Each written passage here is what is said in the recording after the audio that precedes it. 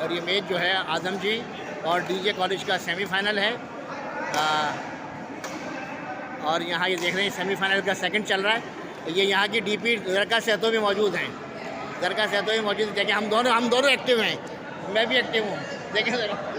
और यही कमाल होता है, डीजे हो या आदम जी हो, जो डीपीज होते हैं वो यकीनन एक्टिव होते हैं अपने बच्चों के लिए। वो सारे बच्चे उनके अपने होते हैं, कोई हार जीत नहीं होती इसके अंदर, लेकिन गेम पेश किया जाता है।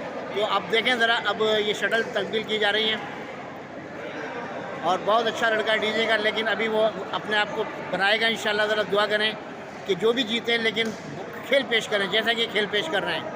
अब देख रहे हैं कि और ये अब सेमीफाइनल का सेकंड मैच है ये, और इस मैच के बाद इंशाल्लाह अब्दुल्ला और माजिद डीजे का लड़का, और ये कर दी इन्होंने यहाँ से। और देखें अब ये, और ये बहुत आला